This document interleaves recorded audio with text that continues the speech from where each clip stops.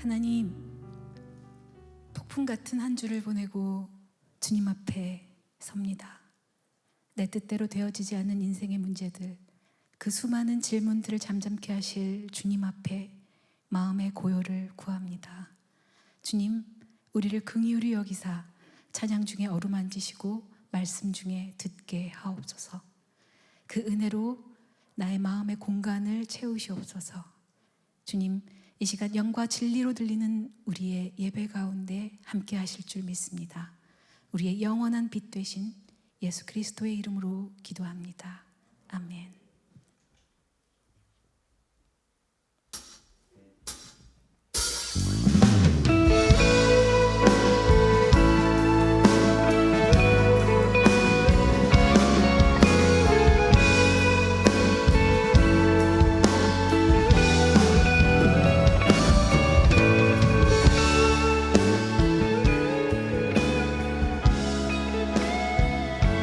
우리 영원한 빛 되신 주님을 찬양합니다. 예수, 우리들의 밝은 빛. 예수, 우리들의 밝은 빛. 은혜와 긍휼을 베푸시는 주. 그의 길을 따라가는 주의 자녀들에게 항상 밝은 빛을 비추시네. 그는 구원의 주, 그는 구원의 주 하나님. 공의로 세상을 다스리시네. 주를 경외하는 자들에게 부어주신 놀라운 주님의 영광. 하늘에서 찬란하게 빛나는 주의 영광. 이 땅에 오셨네. 어둠을 밝히고 새 생명 주시네. 영원히 빛나는 나의 예수님. 높이 영광과 찬양 받으실 그 이름 경배합니다. 슬픔을 거두고 내게 자유 주시네. 기쁨의 노래를 영원한 나의 빛 예수께. 아멘. 예수, 예수, 우리들의 밝은 빛. 은혜와 긍휼을 베푸시는 주. 그의 길을 따라가는 주의 자녀들에게 항상 밝은 빛을 비추시네. 아멘. 그는 구원의 주 하나님. 공의로 세상을 다스리시네. 주를 경외하는 자들에게 부어주시는 그 놀라운 주님의 영광을 우리가 보길 원합니다. 하늘에서 찬란하게 빛나는 주의 영광. 이 땅에 오셨네.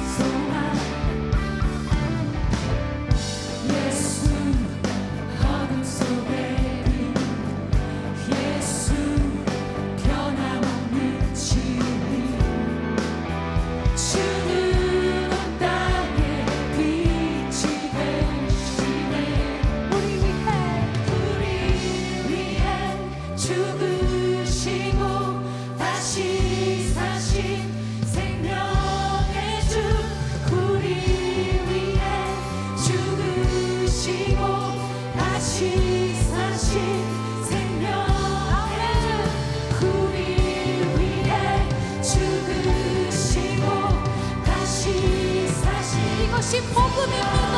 우리 위해 죽으시고 다시 사신 생명의 주 할렐루야 주님만이 소망이요 변함없는 반석이라 주님만이 온 세상을 비추시네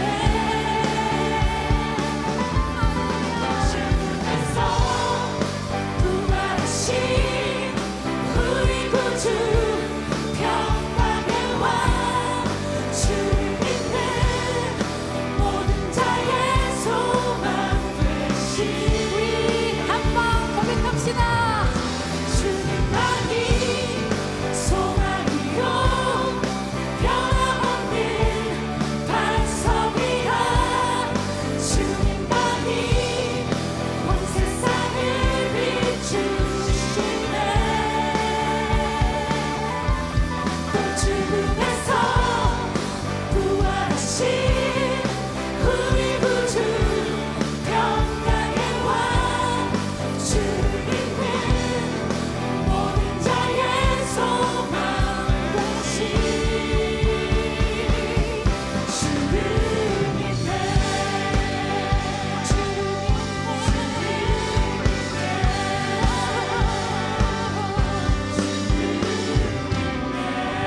주를 믿습니다. 할렐루야 우리의 소망 되신 주 우리의 기쁨 되신 주 우리의 노래 되신 주 주님의 영원히 찬양합니다.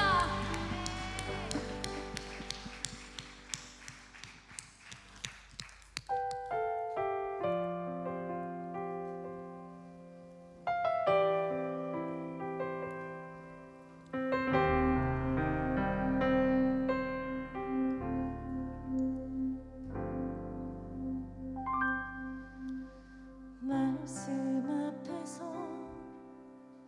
경외함으로 주께 홀로 섭니다. 생명의 말씀 읽고 순종해 주를 예배합니다.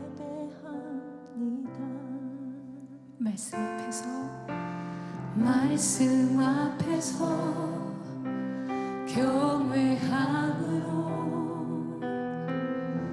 주께 홀로 섭니다. 생명의 말씀 읽고 순종해 주를 예배합니다. 기록된 말씀 힘이 있어서 진리로 우리 거룩해 하며 거룩한 말씀 세세 영원히 복음이 되어 말씀하시네 하나님 말씀에 두려워 떠는 자 그 말씀에 생명을 거는 자 한 사람 찾으시는 주님의 약속을 믿어 하나님 말씀에 생명을 거는 자 순종하며 주 따라가는 자 영원한 하나님 나라 이루어지리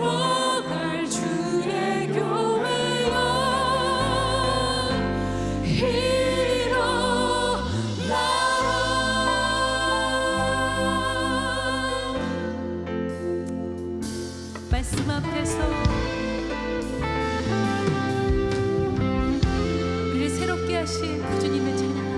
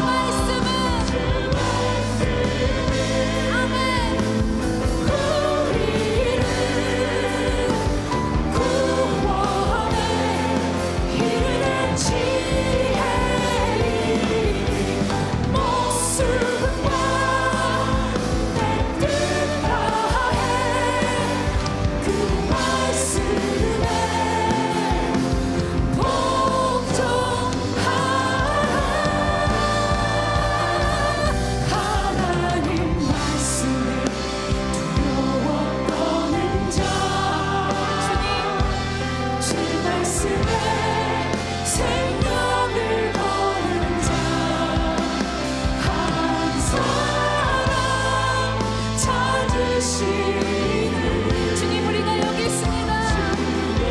주님, 우리를 긍휼히 여겨주시옵소서.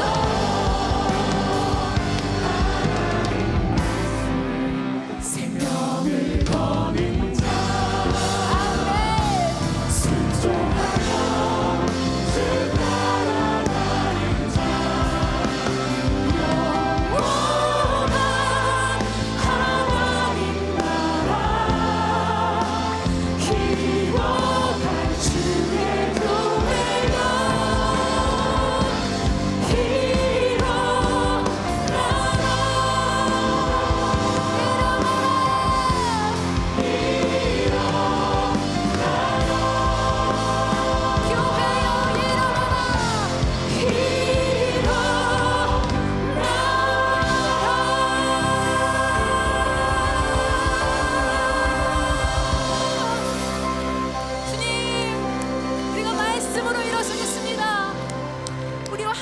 주시옵소서. 우리를 도우시옵소서.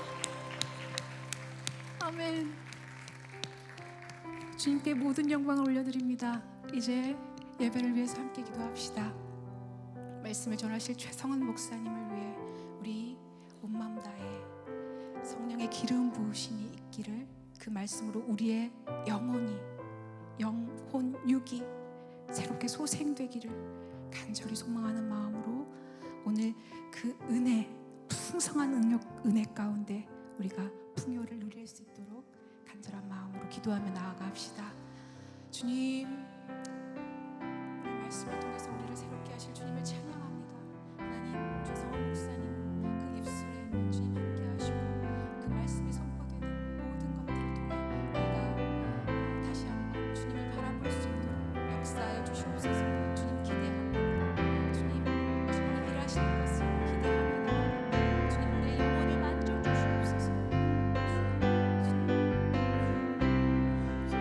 주님 인도하여 주시옵소서. 주님 감사합니다. 주님의 자녀로 불러주시고 예배 자리로 불러주신 그 은혜 다시 한번 감사드립니다. 찬양의 고백처럼 순종하며 주 따라가는 저희들 될 수 있도록 인도하여 주시옵소서. 하나님 나라 사모하며 주의 교회가 되어 우뚝 일어설 수 있는 저희들 될 수 있도록 인도하여 주시옵소서. 주님만 붙들고 승리하는 저희들 되게 도와줄 줄 믿사오며 예수님의 이름으로 기도하였습니다. 아멘. 네, 할렐루야. 네, 우리 신년 부흥에 우리 3주차 오신 우리 믿음의 식구들 주님의 이름으로 환영합니다. 서로 한번 인사하겠는데요. 네, 잘 오셨습니다. 한번 서로 한번 인사하시고요. 먼저 할렐루야, 잘 오셨습니다. 은혜의 자리 잘 오셨습니다. 네, 한 번 더 약속하겠습니다. 다음 주까지 딱 마음속으로 먹으시고 끝까지 완주해요. 서로 한번 더 인사하시겠습니다. 네, 끝까지 완주해요. 할렐루야. 네, 할렐루야. 네, 예배 자리에 오신 우리 성도님들 다시 한번 주님의 이름으로 환영합니다. 오늘 교회 소식은요, 각 교회 밴드를 참조해 주시고요. 오늘도 강사 목사님께 빨리 우리가 말씀을 사모함으로 마이크를 빨리 넘겨드리는 게 좋을 것 같아서 모든 안내는 생략하고요. 오늘 함께 나눌 말씀은요, 우리 사사기입니다. 사사기 11장 1절에서 11절인데요. 먼저 성경 봉독하고 제가 강사 목사님 소개하도록 하겠습니다. 사사기 11장 1절에서 11절 말씀 우리 함께 보도록 하겠습니다. 우리 다 같이 자리에서 일어나셔서요. 네, 우리 온라인으로 예배드리시는 우리 믿음의 식구들도 다 같이 일어나셔서 우리 한 절 한 절 교독하도록 하겠습니다. 제가 홀수절을 읽고요, 우리 모든 성도님들 짝수절 읽고 교독하도록 하겠습니다. 제가 먼저 읽겠습니다. 길르앗 사람 입다는 큰 용사였으니 기생이 길르앗에게서 낳은 아들이었고 길르앗의 아내도 그의 아들들을 낳았더라. 그 아내의 아들들이 자라매 입다를 쫓아내며 그에게 이르되 너는 다른 여인의 자식이니 우리 아버지의 집에서 기업을 잊지 못하리라 한지라. 이에 입다가 그의 형제들을 피하여 돕 땅에 거주하며 잡류가 그에게로 모여와서 그와 함께 출입하였더라. 얼마 후에 암몬 자손이 이스라엘을 치료할 때에 길르앗 장로들이 입다를 데려오려고 돕 땅에 가서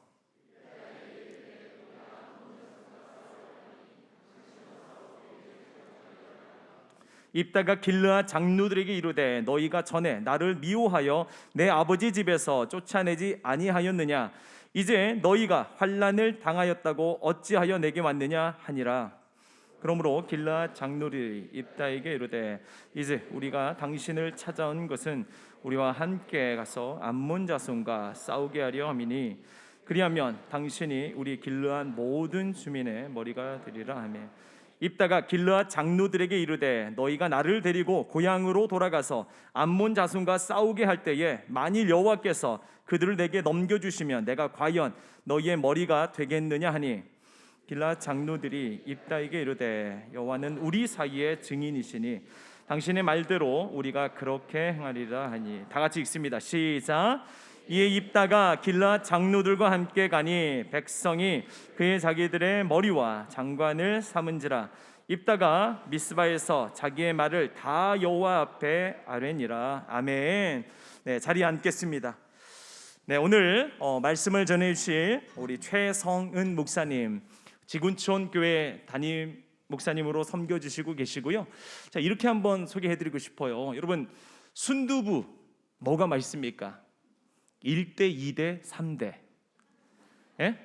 무슨 순두부가 맛있어요? 3대째 순두부. 네, 맛있죠. 소머리국밥 1대, 2대, 3대. 3대, 예, 3대가 최고입니다. 네, 국물도 더 잘 우러나요.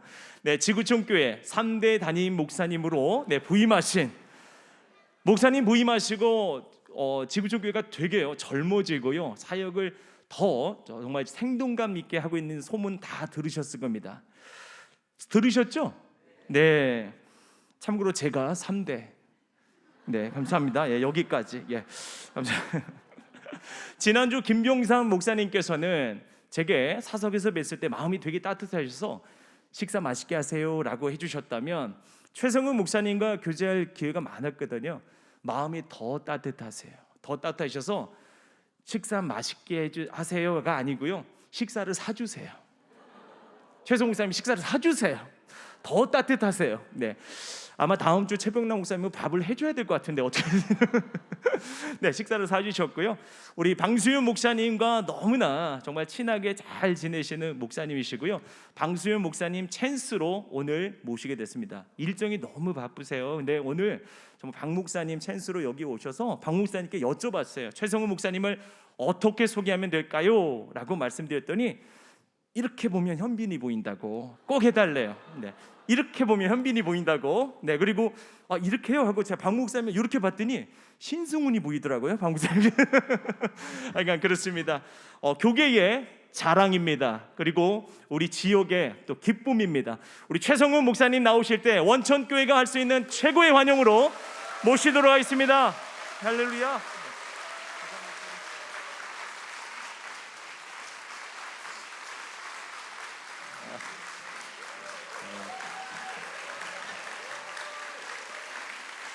아이고, 또 이런 교회는 처음 보네요.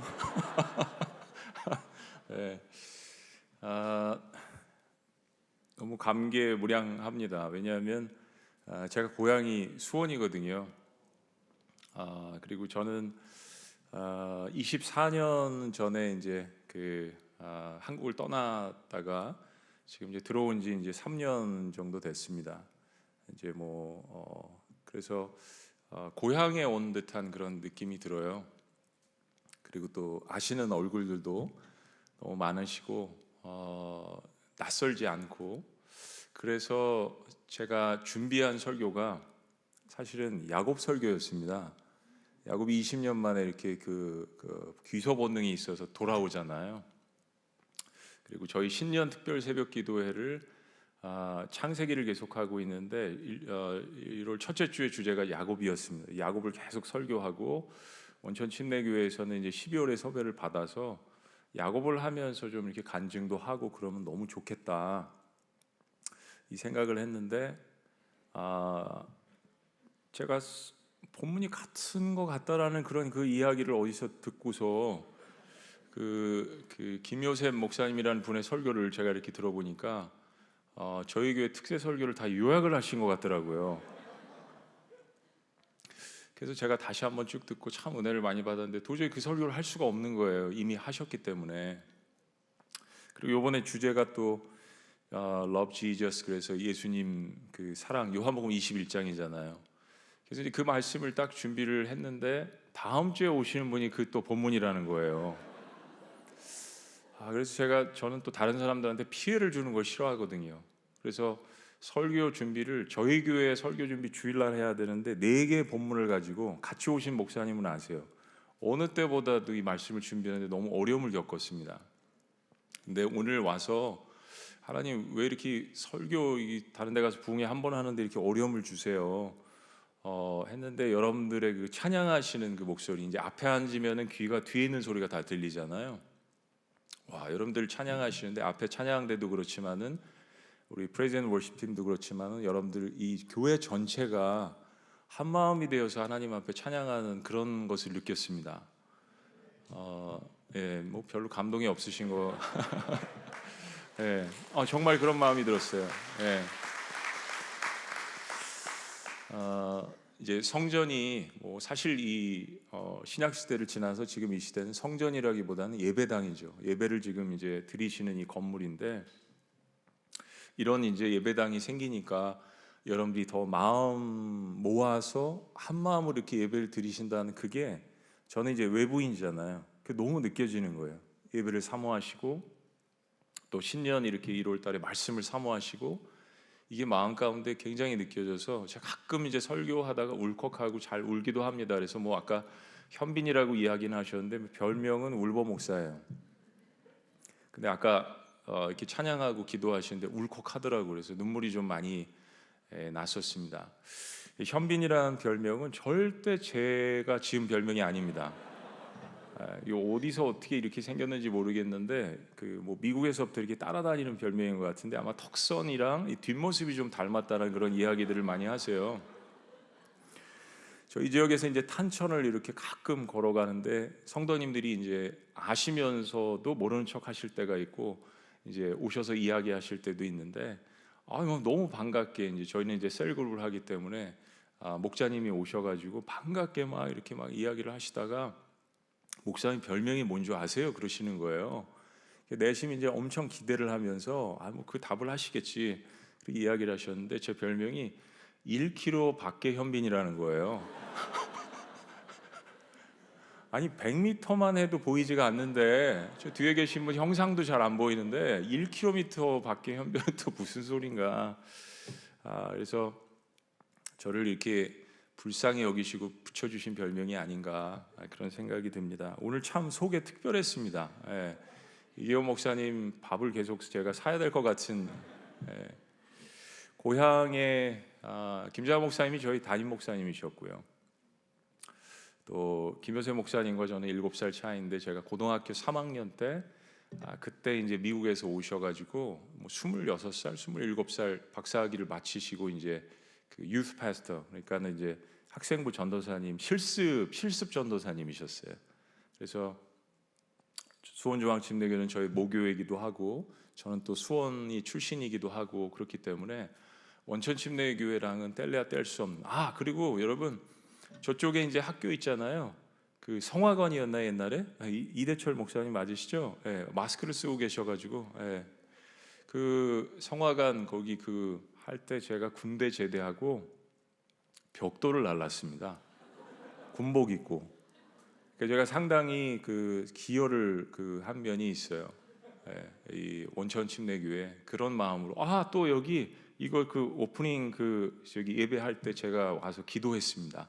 와서 기도하라고 그러셔서 참 여러 면으로 감개무량한 또 우리 방수현 목사님 늘 이렇게 사랑해 주시고 여러 번 불러 주셨는데 아직 뭐 이제 부임한 지 3년 차니까 뭐 이제 일병이잖아요. 그래서 어디 나가서 설교하는 것이 부담스러워서 못 왔었는데 이번에 이렇게 참 시간이 맞아서 여러분 뵐 수 있어서 너무너무 행복하고 또 반갑고 고향에 온 것 같고 그리고 여러분이 예배하시는 그런 모습, 그 하나님에 대한 열기, 열정 이런 것이 저에게 이미 설교하기 전에 상당한 선한 영향력, 큰 감동을 주셨다라는 거 여러분이 아셨으면 좋겠습니다.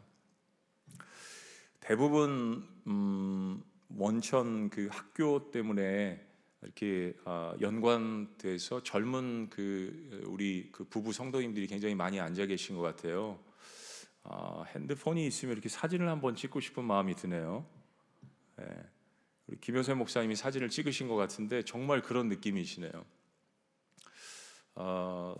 오늘 사실 말씀이 많이 기도하고 준비하면서 이게 과연 여러분들에게 맞는 말씀일까? 제목이 깨진 인생도 사용하실까요? 라는 제목입니다. 깨진 인생도 사용하실까요? 근데 너무 행복해 보이시는 거예요. 또 이렇게 부부끼리 앉아 계신 분들도 많고 그래서 마음 가운데 사실은 가방에 설교를 다른 설교 본문을 하나 더 준비해 왔어요. 하나님 이게 맞는 세팅일까요?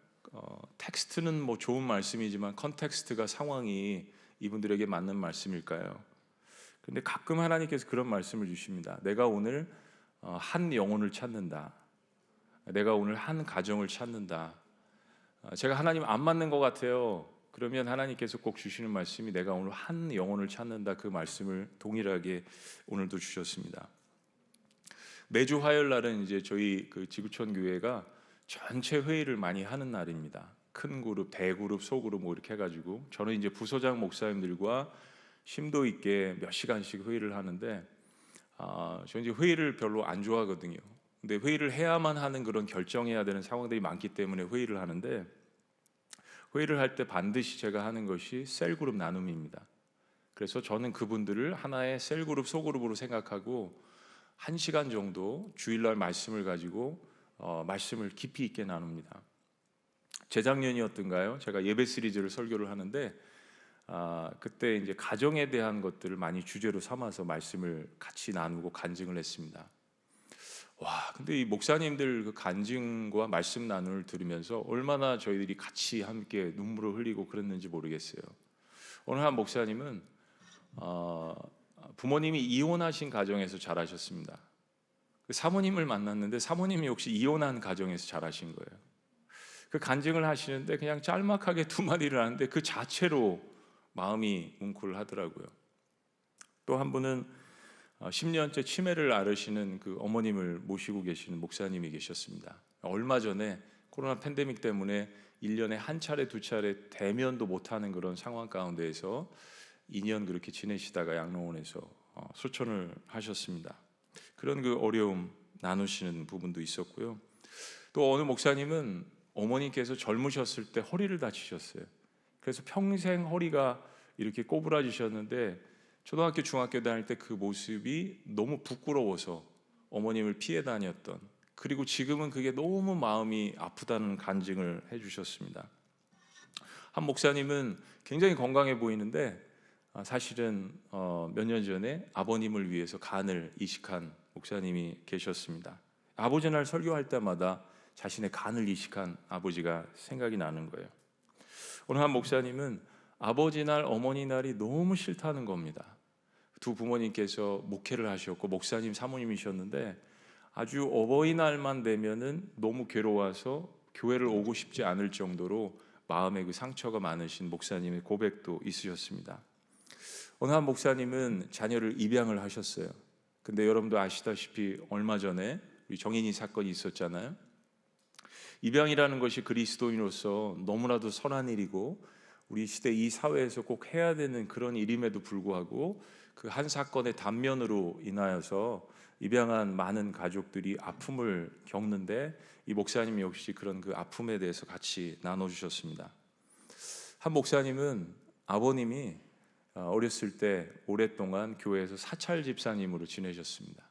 사찰 집사님으로 지내시면서 온갖 멸시와 핍박을 받는 그 모습을 고스란히 보고 자라서 난 절대로 교회 안 나갈 거다 하는 사람을 하나님이 붙들으셔서 신학교를 보내시고 목사를 만드셨다는 간증을 하셨습니다. 그리고 마지막에 어느 목사님이 간증을 하셨는데 어릴 적 부모님이 일찍 돌아가셔서 부모님에 대한 전혀 기억이 없으시다고 하시면서 그래도 여전히 부를 수 있고 미워할 수 있고 증오할 수 있고 때로는 기뻐할 수 있는 그런 부모님이 계신 것 자체를 감사해야 하지 않느냐, 그런 말씀도 간증을 하셨습니다. 사실 이런 간증들은 밥 먹으면서 할 수 있는 간증은 아니라고 생각합니다. 이 모든 간증의 밑바탕은 말씀이었습니다. 그 말씀을 듣고 나의 삶을 같이 나누는 그런 가운데에서 깊숙한 삶의 간증들, 참 누구에게 이렇게 이야기하기가 좀 쉽지 않은 그런 간증들이었잖아요. 제가 신학교 들어갔을 때 하나 깨달은 것이 있습니다. 집안이 망한 사람들이 그렇게 많더라고요. 이상하게 잘 나가다가도 하나님의 부르심을 받아서 신학교를 가면 집안이 문제가 생기고 가정이 문제가 생기고 경제가 파탄나고 이런 분들을 참 많이 봤습니다. 그러니까 신학교에 온 사람들 치고 간증이 없는 사람들이 없고요, 고난이 없는 사람들이 없다라는 거. 신학교에 온 대부분의 사람들이 고난과 역경을 통해서 그 가운데서 하나님을 만난 그런 모습들을, 저 역시 그렇고요. 오늘 사실 여기 들어오기 전에 갑자기 김장환 목사님이 오셨다고 저는 한 7시 20분쯤 들어오려고 그랬는데 6시 50분에 소환을 받아서 목사님의 안수기도를 받고 들어왔습니다.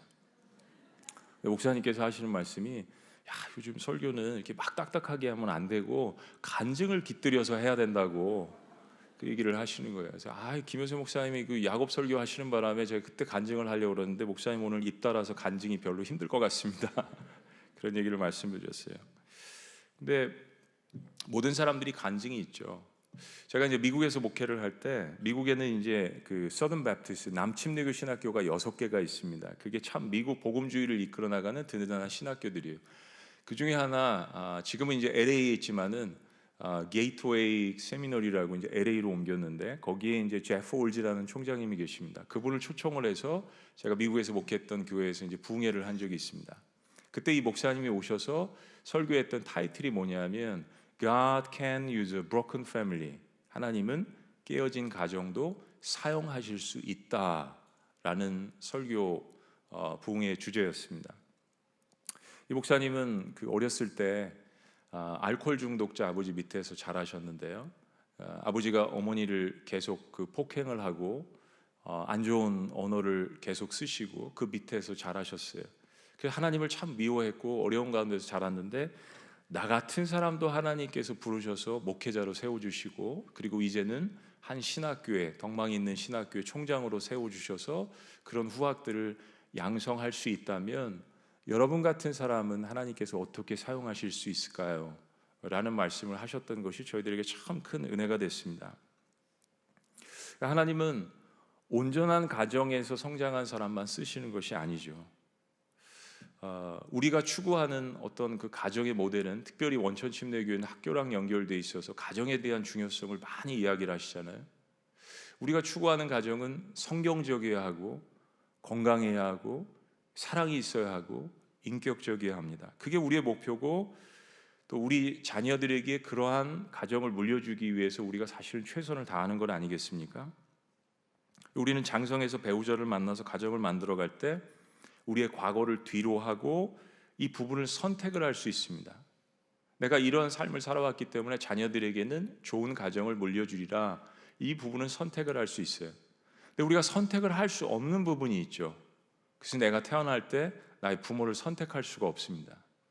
내가 태어나는 도시를 선택할 수가 없습니다. 내가 태어나는 그 환경을 내가 선택을 할 수 없습니다. 이건 하나님의 어떤 주권적인 섭리 가운데 우리에게 운명으로 주어지는 것이죠. 그래서 저는 청년들에게 특별히 설교할 때 청소년들한테 이 부분은 하나님께서 책임지실 것이라고 강조를 합니다. 그런데 좋은 가정에서 태어나면 좋겠지만 그렇지 못한 가정에서 태어났을 때 우리에게 다가오는 삶의 어떤 상당히 무게감이 있는 이런 현실들, 그걸 통해서 우리는 걷잡을 수 없는 상처와 어려움과 고난을 겪게 됩니다. 때로 그런 그 아이들의 모습들을 보면 또 저나 그 여러분들의 환경들을 이렇게 생각해 보시면 때로 하나님이 너무 하신 거 아닌가? 4살, 5살, 6살, 7살 이런 아이들이 무슨 그런 것들을 이렇게 방어할 수 있고 겪어낼 수 있는 힘이 있겠어요? 그런 그 삶 가운데서 자란 그 인생 아이들은 온갖 아픔과 상처를 겪습니다. 때로 그런 가정에서 자란 자녀들이 거의 대부분이 그런 심각한 질문을 합니다. 저는 미국에서 교회를 개척했을 때 3년 동안 어른들이 없었습니다. 아이들을 데리고 개척을 했어요. 중학교 아이들, 고등학교 아이들. 그 아이들이 또 자라서 청년들이 돼서 그렇게 한 5년 정도는 청년들과 아이들이 있었던 교회를 개척해서 청년 사역을 많이 한 적이 있습니다. 그 아이들의 질문은 그런 거였어요. 과연 하나님은 나를 버리신 걸까? 하나님은 나를 사랑하시지 않는다라는 그런 그 질문과 생각이 삶의 집어지기였다는 것을 발견하게 됐습니다. 하나님은 오늘 답은 다 아시잖아요. 하나님은 God can use a broken family. 하나님은 깨어진 가정도 깨어진 인생도 사용을 하십니다. 오히려 보면 역기능적인 가정이죠. dysfunctional한, 그러니까 기능이 제대로 작동이 안 되는 이 역기능적인 dysfunctional 이 패밀리 혹은 그런 라이프 인생들을 성경을 보시면 아브라함부터 이삭 야곱할 것 없이 성경에 수많은 하나님께 쓰임을 받았던 대부분의 인물들은 사실은 보면 역기능적인 환경이 많았습니다. 하나님은 오히려 보면 비범한 사람보다는 똑똑한 사람보다는 역경 가운데 있는 사람들을 많이 사용하셨다라는 것을 볼 수 있습니다. 오늘 성경 본문에 제가 입다라는 인물을 택한 이유도 사실은 그렇습니다. 당시 이스라엘 백성들이 이제 출애굽을 해서 가나안 땅에 들어가서 이제 정착을 하면서 살고 있었습니다. 그때 하나님께서 그들을 위해서 세워주신 인물이 사사죠. 사사는 사실은 왕도 아니고 제사장도 아니었지만 하나님께서 직접 세우셔서 이스라엘의 영적 지도자로서 때로는 군대 장관으로서 그 역할들을 감당했습니다. 오늘 등장하는 인물인 이 입다라는 인물은 그 사사 가운데 7번째에 해당하는 인물입니다. 근데 우리를 굉장히 당황하게 하는 것이 바로 사사 입다의 출생의 배경입니다. 입다는 길리앗에서 났는데 그의 어머니는 기생이었다라고 기록을 합니다. 근데 말이 기생이지 몸을 파는 창기였습니다. 근데 지금도 그렇지만 당시에 이거 뭐 우리도 사실 입에 잘 담지 않는 매춘부, 창기 어떤 대접을 받았을까요? 근데 입다는 그런 사람을 어머니로 두었을 뿐만 아니라 태어나면서부터 아버지에게 외면을 당합니다. 또 한 가지의 고난은 길르앗의, 아버지 이름도 길르앗이 고향도 길르앗인데 이 길르앗의 본초에게서 나온 자녀들이 입다를 괴롭히고 급기야는 그를 동네에서 쫓아내기까지 했습니다. 자, 2절 말씀. 오늘 그냥 성경 공부한다고 생각하시고 우리 다 같이 한번 읽어보시죠. 시작. 길르앗의 아내도 그의 아들들을 낳았더라. 그 아내의 아들들이 자라매 입다를 쫓아내며 그에게 이르되 너는 다른 여인의 자식이니 우리 아버지의 집에서 기업을 잊지 못하리라 한지라. 입다의 아버지의 이름도 이제 길르앗, 고향도 길르앗. 근데 입다의 아버지가 동네에서 상당히 영향력이 있었던 사람인 것 같습니다.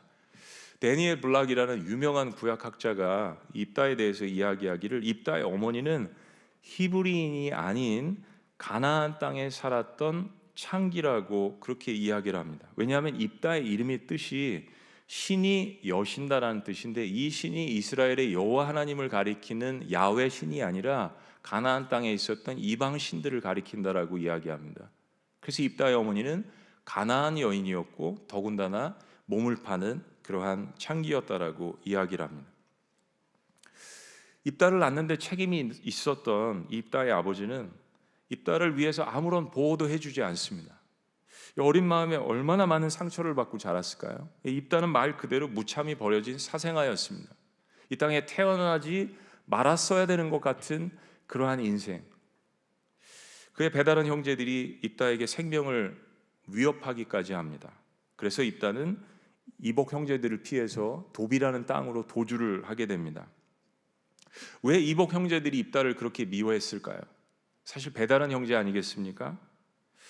아버지가 자신들의 어머니가 아닌 이름도 모르는 가나안 땅의 여인을 이방 여인을 취해서 더군다나 어떤 가문의 족보도 있지 않은 그러한 몸을 파는 여인을 취해서 거기서 낳은 아들이었으니 얼마나 정실부인의 아들들이 이 입다를 미워했겠습니까? 아주 눈에 가시였죠. 그를 동네에서 쫓아낼 뿐만 아니라 목숨의 위협까지 가했습니다. 근데 이런 모든 조건을 볼 때 입다의 아버지의 재산을 물려받을 조건이 하나도 없었는데 왜 이렇게 이복 형제들이 그냥 놔둬도 입다가 별 다른 그러한 삶의 진척을 보이지 않았을 텐데 왜 이렇게 미워했을까요? 자, 1절 말씀에 그 답이 있습니다. 우리 다 같이 시작. 길르앗 사람 입다는 큰 용사였으니 기생이 길르앗에게서 낳은 아들이었고. 입다를 가리키면서 첫 번째로 등장하는 말이 큰 용사라는 말입니다. 아마 아버지를 닮아서 기골이 장대했을 것 같습니다. 이 큰 용사라는 말이 마치 기드온을 이야기하는 것 같아요. 싸움은 잘했던 것 같습니다. 이복 형제들은 입다의 출생도 밉지만 배운 것도 없고 가진 것도 없지만 외모가 싫었던 것 같습니다. 그렇습니다. 입다는 서자고 사생하고 철저하게 버림받은 사람, 이 세상에 태어나지 말았어야 되는 것 같은 사람. 입다는 생명을 부지하기 위해서 돕당으로 갑니다. 형제들과 싸우진 않았어요. 입다는 여기서 자신의 처지와 비슷한 사람들을 만나게 됩니다. 그리고 그들과 어울리게 됩니다. 자, 입다의 성장 3절 말씀 다 같이 시작. 이에 입다가 그의 형제들을 피하여 돕당에 거주하며 잡류가 그에게로 모여와서 그와 함께 출입하였더라. 한국말 성경 번역이 때로 재미있을 때가 있습니다. 한번 따라해 보시죠. 잡류. 여기서 번역된 잡류라는 이 단어가 말 그대로 잡류지만 단순히 그냥 떠돌아 다니는 사람들을 이야기하는 것임은 그것만은 아닙니다. 돕당에는 당시 이스라엘 민족과 섞여 살고 있었던 여러 민족들이 있었습니다. 이들은 이스라엘 백성들이 가나안을 점령할 때 이미 가나안 땅에 살고 있었지만 주류 족속보다는 이스라엘을 보면서 기대고 싶었던 소수의 민족들. 느헤미야 말씀에도 보면 그런 인물들이 느디딤 사람들이 등장을 하죠. 그런데 이스라엘 사람들은 단 한 번도 이 사람들을 자신의 어떤 가족처럼 따뜻하게 맞아준 적이 없습니다. 돕당에 이런 사람들이 살고 있었다는 것입니다. 오랜 시간 동안 이스라엘 공동체 가운데 있었지만 때로는 제사장과 레위인들을 섬기는 역할들까지 했었는데 참 늘 무시를 당하고 살았던 이 사람들 가운데 입다가 들어가서 살았다는 이야기입니다. 자, 그런데 입다가 여기 들어가서 살면서 이 사람들에게 인정을 받게 됩니다. 여러분, 마치 입다의 이 삶을 보면은 아둘람으로 도망친 다윗이 생각납니다. 사울의 칼날을 피해서 아둘람으로 갔는데 거기서 다윗을 찾아온 사람들 한 400명 정도를 통하여서 억눌린 자, 상처받은 자, 환난당한 자, 쫓김을 당하는 자, 그들이 결국은 다윗 가운데 모여서 공동체를 이루고 이스라엘을 다시 건국하게 되는 그러한 주요한 주역들이 되었습니다. 입다 역시 이 센터에서, 이 중심 사회에서, 이스라엘 사회에서 추방을 당하였지만 demarginalized, 이 주변 변두리로 쫓겨났을 때 하나님께서는 거기서 입다의 인생을 키워나가시고, 그리고 그 주변의 잡류와 같은 사람들과 어울리면서 입다의 성품이라든지 리더십이 성장하는 모습들을 저희들이 볼 수 있습니다. 자, 그리고 어느 정도의 시간이 흘렀을까요? 얼마 후 이스라엘에게 엄청난 어려움이 다가오게 됩니다. 바로 암몬 족속이 이스라엘 침공하게 되는 거예요. 이런 역사가 있었을 때 여러분 사사기를 보시면 잘 아시겠지만 이스라엘 백성들이 하나님 앞에 불순종했을 때 하나님께서 주변에 있는 큰 민족들을 통하여서 이스라엘 백성들을 치유하시잖아요. 인생의 막대기와 사람 채찍을 통하여서 이스라엘 백성들을 치십니다. 그때마다 이스라엘 백성들이 다시 회개하면서 하나님 잘못했습니다, 하나님 우리에게 은혜를 베풀어 주세요 라고 이야기를 할 때마다 하나님께서 사사를 일으켜 주시지 않습니까? 그런데 이때는 하나님께서 응답이 없으십니다. 사사를 일으켜 주시지 않는 거예요. 그때 이스라엘 사람들이 모여서 회의를 하고 찾았던 인물이 누구냐 하면 이스라엘 땅의 센터의 중심에 있었던 가문 좋은, 소문이 난 유명한 인물이 아니라 바로 변두리로 쫓겨났던 돕당의 잡류들과 거류했던 입다였습니다. 그때 이스라엘 백성들이 찾았던 인물, 그리고 그들은 입다를 찾아와서 이렇게 간청합니다. 6절 말씀 다 같이 시작. 입다에게 이르되 우리가 암몬 자손과 싸우려 하니 당신은 와서 우리의 장관이 되라 하니. 우리의 장관이 되라는 이야기가 뭡니까? 지금 암몬 족속이 이렇게 우리에게 쳐들어와서 우리가 멸절당할 것 같은데 우리 죽게 생겼으니까 우리에게 와서 군대를 일으켜서 장관이 되어라라는 그런 이야기입니다. 자, 여러분, 이게 얼마나 입다에게 좋은 기회입니까? 자신을 내쫓았던 사람들, 이제 후의 말씀들을 보면 이게 길르앗 형제들만 자신을 내쫓은 게 아닙니다. 이게 그냥 기생의 아들이 아닙니다. 메춘부의 아들, 이방 땅 가나안 여인의 아들. 그러니까 사람들 눈에 가시였던 거예요. 근데 그 사람들이 지금 자신을 찾아와서 도와달라? 단순히 특공대의 무슨 중대장 정도가 아닙니다. 군대 장관의 머리가 되어달라. 얼마나 좋은 기회입니까? 모든 억울함을 다 풀 수 있는 너무나 좋은 기회예요. 자, 그런데 입다가 신중합니다. 입다는 놀랍게도 이 제안을 거절합니다. 자, 7절 말씀 다 같이 시작. 입다가 길르앗 장로들에게 이르되 너희가 전에 나를 미워하여 내 아버지 집에서 쫓아내지 아니하였느냐? 이제 너희가 환난을 당하였다고 어찌하여 내게 왔느냐 하니라. 내가 너무나도 힘들고 비참하게 살았을 때 여러분들이 나를 그렇게 쫓아내고 무시하고 멸시했는데 이제 여러분들이 어렵다고 나한테 찾아와서 도움을 요청하는 거, 이게 이치에 맞느냐? 입다는 단순히 용맹스러운 용장이 아니었습니다. 입다는 지혜가 있었습니다. 형들이 그걸 싫어한 겁니다. 그냥 놔두면 뭔가 될 인물이라고 생각을 했던 것 같습니다. 이것은 이스라엘 장로들의 진심을 알아내기 위한 입다의 전략이었습니다. 자신을 그냥 이용하고 한번 사용하고 버릴 것 같은 느낌이 입다에게 있었을 거 아니에요? 이스라엘 리더들은 입다에게 더 큰 제안을 합니다. 입다 외에는 사실 이스라엘에게 대안이 없도록 하나님께서 상황을 몰아가시는 겁니다. 8절 다 같이 시작. 그러므로 길르앗 장로들이 입다에게 이르되 이제 우리가 당신을 찾아온 것은 우리가 함께 가서 암몬 자손과 싸우게 하려 함이니 그리하면 당신이 우리 길르앗 모든 주민의 머리가 되리라 하매. 와우, 여러분, 이건 놀라운 일입니다. 입다는 놀라운 협상가였습니다. 지금 이스라엘 백성들이, 이스라엘 장로들이 하는 이야기는 단순한 군대 장관이 아니라 이제 우리의 머리가 되라고, 우리의 대통령이 되라고 이야기하는 것입니다. 여러분, 이 상황들을 한번 깊이 생각해 보세요. 자신들이 내어 쫓은 가나안 여인의 사생아에게 찾아와서 이제는 자신들을 위해서 단순한 군대 장관이 아니라 자신들의 통치자가 되어달라고, 우리의 구원자가 되어달라고 하는 이 요청. 사랑하는 여러분, 전도서의 말씀처럼 인생은 다 때가 있습니다. 다 때가 있습니다. 상처받을 때가 있다면 그것을 하나님께서 치유해 주실 때가 있고요, 고통받을 때가 있다면 하나님께서 위로해 주실 때가 있습니다. 근데 이 때와 기한은 예수님도 말씀하셨지만 승천하시기 전에 제자들에게 이 때와 기한은 철저하게 하나님께 속한 것임을 주님의 아들이 말씀을 해주셨지 않습니까? 입다에게 이 때가 찾아왔습니다. 진짜 실력은 그런 것 같습니다. 하나님이 세우신 때를 분별하고 그 정하신 때를 인내하며 준비하면서 기다리는 것이 실력입니다. 진짜 실력은 하나님의 때를, 하나님의 시기를, 이것은 하나님의 뜻과 연결이 되어 있는 것이죠. 인생의 때를 잘 분별하는 사람들, 하나님의 뜻을 아는 사람들입니다. 입다는 버림받을 것 같은 환경에서 태어났지만 결코 포기하지 않고 하나님의 때를 기다렸습니다. 나름대로 돕당에 가서 자기의 달란트를 가지고 실력을 키우고 사람들이 모일 수 있도록 인덕을 베풀었습니다. 만약에 입다가 그 땅에 가서 그냥 기골이 장대하다고 힘만 썼다면 사람들이 모여들지 않았을 거예요. 입다는 자기보다 훨씬 더 상처를 많이 받은, 그래도 자기는 half Jewish잖아요.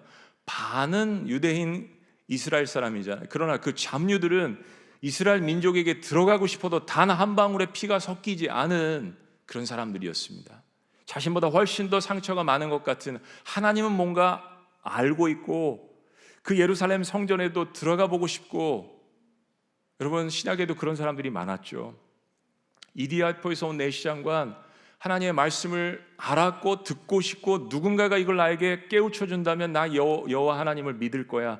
그러나 몸에 하자가 있는 사람은 예루살렘 성전에 들어갈 수가 없었습니다. 이방인은 예루살렘 성전에 들어갈 수가 없었습니다. 마이너리티는 이방인 성전에 들어갈 수가 없었어요. 입다는 거기 가서 자신보다 훨씬 더 상처가 많은 사람들, 아예 주이시 이스라엘 사람들에게 가서 어울릴 수가 없는 그 사람들의 수많은 어려움과 상처들을 그 잡류 가운데 돕당에서 보았습니다. 그리고 더 큰 마음으로 인덕을 베풀어서 사람들을 모아서 그들의 우두머리가 되었습니다. 정말 그는 기골이 장대했을 뿐만 아니라 마음까지 큰 용사였습니다. 내가 삶 가운데 겪은 아픔을 통하여서 다른 사람들의 아픔을 들여다볼 줄 아는 사람이 큰 용사가 아니겠습니까? 헨리 나우인이 이야기한 것처럼 wounded healer, 내가 상처를 받았지만 그 상처를 통하여서 하나님을 만났고 그것을 통하여서 다른 사람들을 치유할 수 있는 능력을 하나님께 부여받은 사람.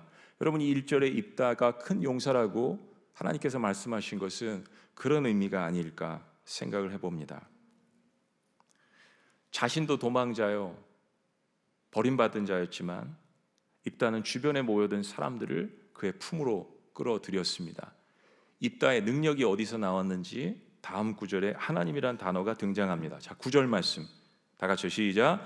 입다가 길르앗 장로들에게 이르되 너희가 나를 데리고 고향으로 돌아가서 암몬 자손과 싸우게 할 때 만일 여호와께서 그들을 내게 넘겨 주시면 내가 과연 너희의 머리가 되겠느냐 하니.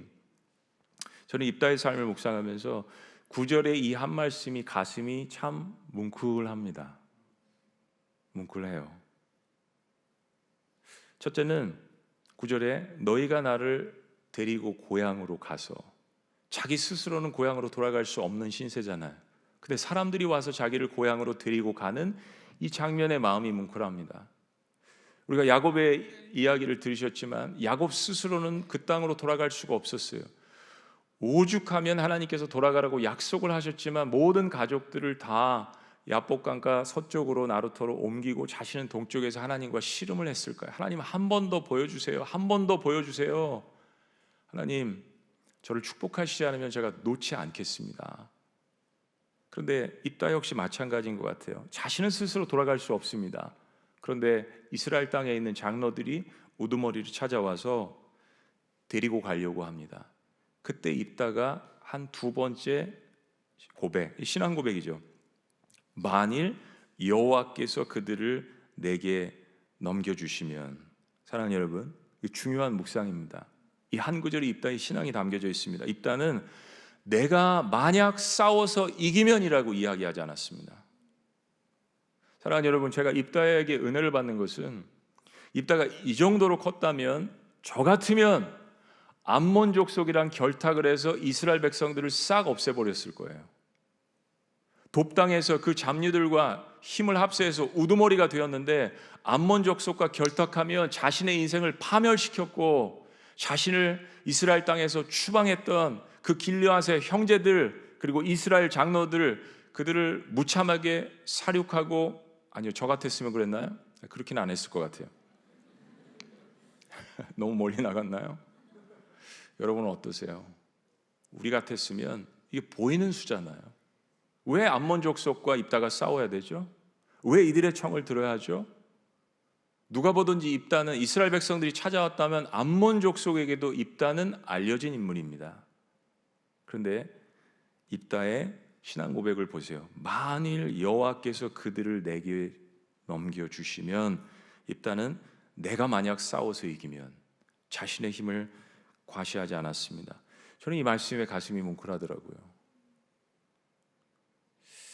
이스라엘 사람들은 와서 우리가 기도해 보니까 하나님께서 당신을 우리에게 이끌라고 이렇게 이야기해 주시고요, 우리의 지도, 이런 이야기를 하지 않습니다. 입다의 입에서 먼저 하나님의 이야기가 나옵니다. 인생이 역전이에요. 끝까지 가봐야 합니다. 어떤 사람들은 입다가 하나님을 이용해서 이런 이야기를 했다라고 주석을 하는데 근거 없는 이야기입니다. 성경을 제대로 읽지 않는 것입니다. 29절에 보면 입다가 암몬 백성들과 전쟁을 하기에 앞서 하나님의 영이 충만했다고 했습니다. 여러분, 하나님의 영은 교만한 자에게 임하지 않습니다. 적어도 이 순간만큼은, 이 위기의 순간만큼은 입다는 영이 충만해 있습니다. 하나님이 만약에 나에게 함께 하시면 입다는 자신이 할 수 있는 일과 하나님께서 인생 가운데 해주실 수 있는 일을 구분했습니다. 하나님의 때와 하나님의 뜻을 구분했다는 이야기예요. 입다는 고난을 당하는 가운데 지혜가 생겼습니다. 여러분, 고난을 많이 당하면 우리의 마음이 위축되기도 하지만 그것을 잘 응용을 하면 지혜가 생깁니다. 아, 이럴 땐 이렇게 하면 안 되는구나. 무슨 지혜? 입다는 자신이 싸움에 능한 큰 용사였지만 인생의 승리를 주시는 분은 하나님이심을 돕당에 거하면서 깨달았습니다. 더불어 입다는 여호와께서 그들을 내게 넘겨주시면 그 믿음이 있었습니다. 너무 겸손한 고백이죠. 그러자 길르앗 장로들이 하나님이 입다와 길르앗 장로들의 사이에 증인이 될 것이고 자신들은 입다에게 순종할 것임을 다짐합니다. 10절 다 같이요. 시작. 길르앗 장로들이 입다에게 이르되 여호와는 우리 사이에 증인이시니 당신의 말대로 우리가 그렇게 행하리이다 하니라. 할렐루야. 아니, 원천 침례교회가 이렇게 반응이 좋으세요? 할렐루야 하니까 아멘도 크시고. 이건 너무나도 놀라운 일입니다. 입다는 사생아, 이복 형제들에게 핍박을 받고 자랐습니다. 생명의 위협을 받고 두려워서 도망쳤습니다. 그가 거한 돕당, 온갖 상처투성이가 있는 다양한, 성경 본문 표현이니까 잡류들이 모여 있는 것이었습니다. 이방인 소수민족들이 우글거리는 것, 입다의 어머니는 가나안인 창기였습니다. 자, 여러분 한번 생각해 보세요. 성경이 이야기를 하고 있지 않지만 도대체 언제 입다가 하나님을 만났을까요? 만나긴 만났잖아요. 그러니까 여호와 하나님을 이야기하죠. 도대체 입다가 언제 하나님을 만났을까요? 여러분, 어느 한 사람의 인생을 볼 때 그 사람이 이렇게 될 만한 성숙한 그리스도인이 아닌데 그가 그런 모습으로 후에 나타났을 때 언제 그가 하나님을 만났는지 추측해 보면 어김없습니다. 하나님께서 용광로의 불을 높이셨을 때 가장 절실함과 간절함을 가지고 고난 가운데 하나님에 나아갔을 때 그때 하나님을 만나지 않았겠습니까? 우리가 야곱의 스토리를 보았지만 맞습니다. 집에서 쫓겨났을 때 루스라는 이방신들이 들끓는 그 광야에서 베델, the house of God, 하나님께서 하나님이 여기도 계셔? 과연 그분이 여기 계시거늘 우리 아버지처럼 성품 좋은 이삭에게 나타나시는 하나님이 아니라 성공한 땅, 브엘세바의 가나안에 임하시는 하나님이 아니라, 능력 있는 사람들에게만 임하시는 하나님이 아니라, 루스 여기에도, 내가 쫓겨난 자리에도 하나님께서 하늘과 땅을 잇는 사닥다리를 통하여서 천군천사를 동원해 주시고 내가 너와 함께 할 것이야. 아버지가 이야기한 그 축복, 아브라함의 하나님, 이삭의 하나님, 내가 너의 하나님이 될 것이야. 언제 야곱이 하나님을 만났습니까? 그가 광야에 있었을 때, 내침을 당했을 때. 입다 역시 마찬가지입니다. 성경은 이 동일한 이야기를 우리에게 늘 다른 인물들을 통하여서, 각기 다른 인생을 통하여서 그 한 가지를 이야기합니다. 가장 인생이 hit the rock bottom, 바닥을 쳤을 때, 그때 하나님이 함께 하십니다. 기도원은 입다는 사사 시대를 지난 인물입니다. 기도원에 관한 이야기도 들었습니다. 삼손에 관한 이야기도 들었습니다. 아마 어릴 적에 그런 꿈을 품었을지도 몰라요. 하나님, 제가 가진 것은 없는데 하나님 저에게 힘을 주셨어요. 저도 자라서 아무것도 가진 것 없지만 하나님, 저도 사사가 될 수 있을까요? 아니, 내침을 받은 입다가 왜 이스라엘 백성들을 사랑해요? 이거는 혼혈하잖아요. 근데 왜 이스라엘 백성들을 사랑해요? 이 마음 가운데 자신도 사사 시대를 지나면서 자신의 힘을 가지고 이스라엘 백성들을 보호하고 싶었던 그 마음 있지 않았을까요? 여러분, 저는 제가 믿는 하나님은 우리 모든 인간들에게 살아있는 동안 적어도 한 번은 하나님을 만날 수 있는 기회를 주신다라고 확신합니다. 문제는 그것에 반응하는 나의 믿음입니다. 반응하는 나의 리액션. 자, 입다는 이 조건에 순종하기로 하고 이스라엘 백성들은 입다를 군대 장관으로 삼습니다. 그런데 입다는 여기서 끝나지 않습니다. 경고망동하지 않습니다. 다시 한번 입다의 입에서 하나님이란 단어가 등장합니다. 자, 11절. 우리가 입다라고 생각하고요. 다 같이 시작. 이에 입다가 길르앗 장로들과 함께 가니 백성이 그를 자기들의 머리와 장관을 삼은지라. 입다가 미스바에서 자기의 말을 다 여호와 앞에 아뢰니라. 옳거니 하고 사람들의 이야기를 받아들이고 이제 나 잘났다, 내 힘으로 할 수 있다라고 이야기하지 않습니다. 입다는 여기서 그치지 않고 이스라엘 백성과 자신 사이의 모든 언약들을 하나님 앞에 아랬다라고 이야기했습니다. 이건 뭡니까? 기도죠.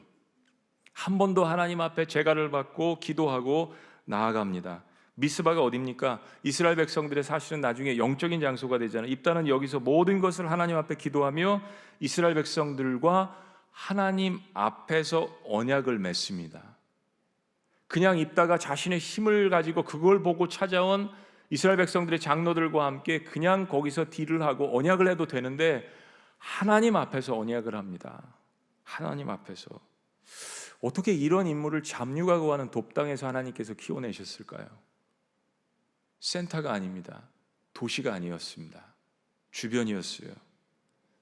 자, 결론적으로 입다는 암몬과의 큰 전쟁에서 큰 승리를 이끌고 이스라엘 백성들을 위험에서 구출하며 명실공히 이스라엘의 7번째 사사로 기록되어집니다. 자, 말씀을 한번 정리해보고 적용해봅니다. 깨진 인생도 하나님께서 사용하시는데 하나님께서 어떻게 입다를 만들어 가셨을까요? 3가지 하나님께서 하신 일, 그리고 그것에 대해서 우리가 적용해야 될 일을 함께 나누기를 원합니다. 첫 번째, 하나님께서 사람을 만드시는 하나의 분명한 방식은 고난입니다. 고난은 어차피 누구도 인생 가운데 피해갈 수 없습니다. 생, 노, 병, 사, 이 4가지를 피해갈 수 있는 인물은 이 땅에 어떤 인간도 존재하지 않습니다.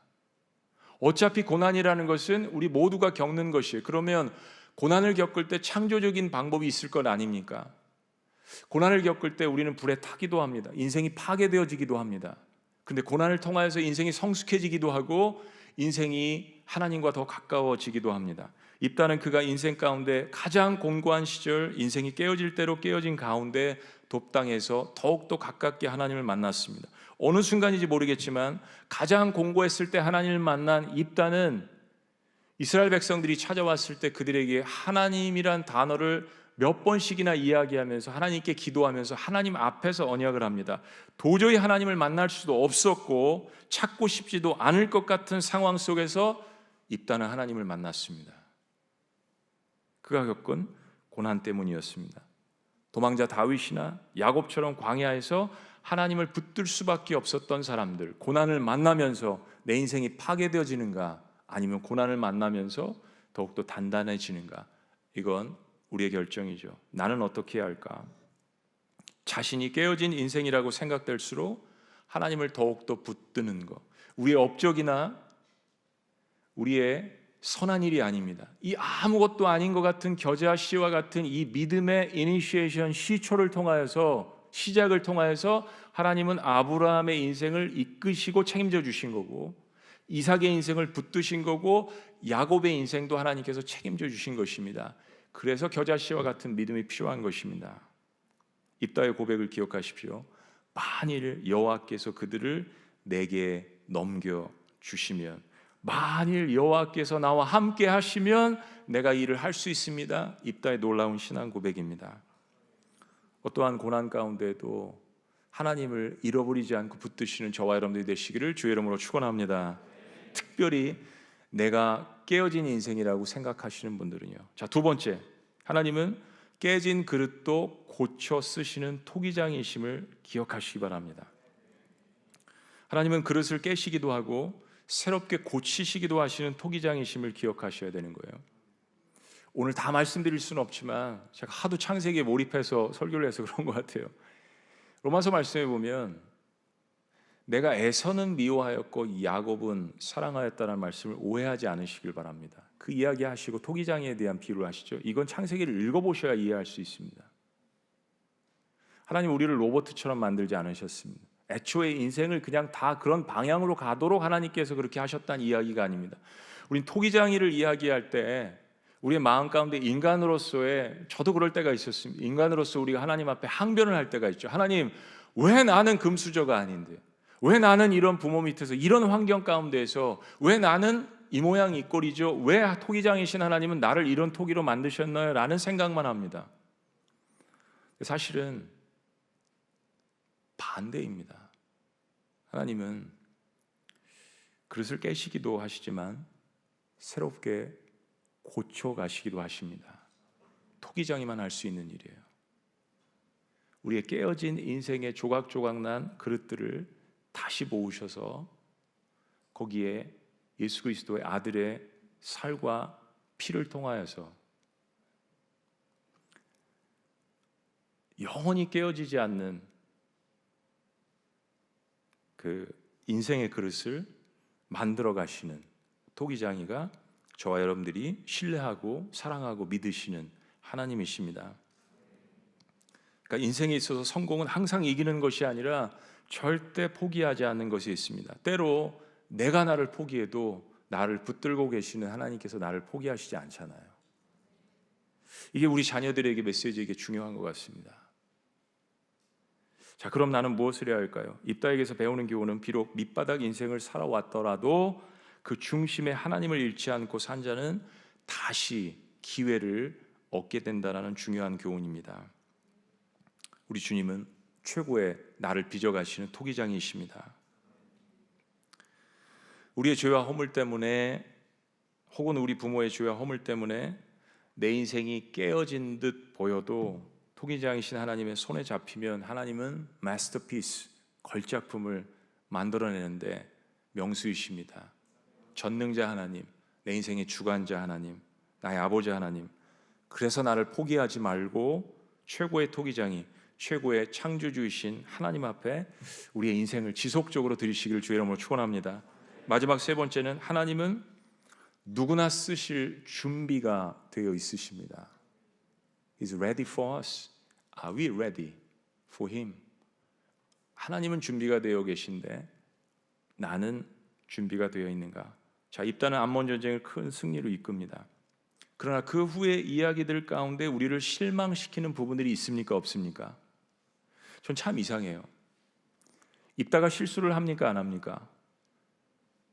너무 흥분해가지고 자기 딸을 드리는 실수를 하죠. 서운하는데. 근데 제가 참 어떤 때, 죄송해요, 솔직하게 우리끼리 이거 안 나가죠? 밖으로 나가나요? 가끔 성도들의 삶을 모르는 신학자가 성경을 해석할 때 마음이 아플 때가 있습니다. 왜 입다의 삶을 평가절하합니까? 여러분, 입다가 마지막에 잘못을 해서요? 그러면 다윗은요? 솔로몬은요? 베드로는요? 이거 웃기는 짬뽕이에요. 여러분 잘 보세요. 왜냐하면 입다는 근본이 없는 인물이거든요. 그러니까 무시해도 된다는 이야기예요. 하나님이 쓰셨는데, 아니 다윗이 어떤 죄를 범했는데요? 솔로몬은 뭔데요? 근데 입다 이야기만 나오면 입을 딱 닫아버려요. 훨씬 더 어려운 상황 가운데 있었던 입다잖아요. 그런데 이렇게 하나님을 만났던 그 중심은 저희들이 본받으면 되잖아요. 그 실수는 저희들이 본받지 않으면 되잖아요. 입다는 너무 흥분해서 잘못된 서원을 하나님 앞에 합니다. 결코 완벽하지 않습니다. 그래서 때로 입다를 비난하는 사람들도 있습니다. 우리 인생은 평가를 받아야죠. 사사들 중 삼손도 그랬고 기드온도 그랬잖아요. 다윗도 치명적인 실수를 저질렀고, 아브라함 비겁했고, 모세는 사람을 죽였고, 야곱은 거짓말장이었고, 사울은 바울이 되기 전에 교회를 핍박했던 사람. 우리의 죄와 허물을 정당화하는 것이 아닙니다. 핵심은 하나님이 쓰신 사람 중에 결코 완벽한 사람이 없었다라는 이야기입니다. 그럼 나는 무엇을 해야 할까요? 두려움을 버리고 의심을 버리고 입다처럼 나의 모든 것을 다 솔직히 드러내고 하나님 앞에 쓰임받기를 소망하는 거. 여러분, 우리가 하나님 앞에 예배하러 나아가면서 무장하고 마음을 가리우고 나갈 필요가 없지 않습니까? 이미 모든 마음의 중심을 보시는 하나님이신데, 그게 우리가 하나님을 신뢰하고 사랑하는 이유잖아요. 하나님은 깨진 그릇도 깨진 인생도 사랑하신다는 이 믿음 중요합니다. 입다의 고백 11절, 입다가 미스바에서 자기의 말을 다 여호와 앞에 아뢰니라. 입다, 서자, 사생아, 창기의 아들, 버림받은 사람, 이방 신이 그의 인생을 연다. 근데 하나님께서 주어를 바꾸어 버리셨습니다. 하나님께서 입다의 인생을 다시 시작하신다. 명실공히 사사의 7번째로 기록되어집니다. 하나님이 그의 인생을 여섰을 때는 완전히 다른 인생으로 변화됩니다. 오늘 여러분에게 소개하고 싶은 마지막 제가 좋아하는 한 사람이 있습니다. 그분의 어린 시절은 매우 불행했고 결코 행복하지 않았습니다. 그분의 어린 시절 간증을 짤막하게 소개합니다. 미국 사람인데요, 좌시라는 그러한 사람인데, 어렸을 때 아무 친구가 없어서 돌리라는 송아지가 유일한 친구였습니다. 그의 아버지 윌머트 맥도웰은 깨어있는 때보다 술에 취해 있는 때가 더 많을 정도로 술주정뱅이였습니다. 항상 폭력적이고 항상 볼 때마다 어머니를 폭력하고, 어머니는 늘 아버지 앞에서 무기력한 인생을 사는 그런 모습을 보고, 좌시라는 이 소년 말고 주변에 있는 이웃들이 이 가정을 무시했습니다. 조롱했습니다. 좌시 맥도웰이 수치스러웠던 당시의 기억을 떠올리면서 그의 회고록에서 이렇게 이야기합니다. 이 세상 어디에서도 사랑을 찾아볼 수가 없었습니다. 나는 그때 이제 희망은 없다고 나 자신에게 거듭 확인시켰던 기억이 아직도 선명합니다. 사랑도 없고 희망도 없었습니다. 좌시는 자신과 어머니를 그렇게 학대하는 아버지를 죽이고 싶었습니다. 그만큼 증오했습니다. 근데 설상가상으로 6살 때 자신의 집에서 일하는 웨인 베일리라는 사람이 지속적으로 이 좌시를 성추행을 했습니다. 있을 수가 없는 일이죠. 아버지 때문에도 힘든데 집에서 일하는 사람이 6살 때부터 계속해서 성추행을 했으니 이 아이의 자화상이나 이 아이의 삶 가운데는 얼마나 많은 쓴뿌리와 괴로움과 증오와 분노와 아픔이 있었을까요? 이거 우리의 상상을 초월하는 이야기입니다. 언제나 혼자였고, 언제나 외톨이였고, 언제나 증오심으로 가득 찬. 그러니까 사실 입다처럼 이런 사람들은 뭔가에 또 몰입을 해요. 그래서 공부는 잘했어요. 그리고 고등학교 풋볼팀에 들어가서 열심히 활약을 하는데 단 한 번도 아버지와 어머니가 경기를 찾아오지 않습니다. 이거 미국 사회에서 있을 수가 없는 일이에요. 그래도 좌시는 전심으로 어머니를 사랑했습니다. 좌시의 어머니는 크리스찬이었습니다. 어려운 환경 가운데 아들에게 하나님과 교회를 사랑하라고 늘 그렇게 조언을 했다고 합니다. 근데 좌시는 하나님을 싫어했어요. 이런 하나님이라면 내가 믿어봐야 무슨 소용이 있겠는가? 이런 하나님이라면 무능하고 나의 삶 가운데 찾아오시지도 않고 아버지의 폭력을 멈추게 하지도 않고. 좌시 아버지가 집에 돌아올 때 가끔가다 트럭을 몰면서 화가 나면 술 먹고 집에 있는 물건들 트럭으로 막 그냥 목장도 그렇고 부셔뜨리고, 그러니까 너무 두려움 가운데에서 어린 시절을 지냈습니다. 한 번은 어머니가 아버지에게 구타를 당하고 헛간에서 울고 있는 모습을 보았습니다. 그리고 좌슈는 우리 아버지가 죽었으면 좋겠다. 그리고 아버지가 헛간에서 밧줄에 이렇게 목을 자기가 매달고 이런 상상을 하고, 이게 좌슈의 꿈이었습니다. 완전히 어둠의 영이 이 한 인생을 사로잡았던 것이죠. 어머니가 내가 너 고등학교 졸업할 때까지만 살았으면 좋겠다 하면서 당부를 합니다. 너는 절대 인생 가운데 어머니가 남겨놓은 조언, 교회 사랑해라, 하나님 사랑해라, 절대 알코올 중독자가 되지 말아라. 그리고 좌슈의 어머니는 유언처럼 넉 달 후에 사망을 했습니다. 대학교 입학했습니다. 고등학교를 10등으로 졸업하고 성공해야겠다, 돈을 벌어야겠다, 정치가가 되어야겠다. 근데 그의 마음에는 늘 허무함만 존재했습니다. 포스트 모던의 끝은 허무함이잖아요. 허무함. 자신은 과거에 어머니를 따라서 교회를 가곤 했지만 그의 회고록에 교회를 갈 때마다 자신의 뇌는 교회당 밖에다 두고 갔다고 이야기를 합니다.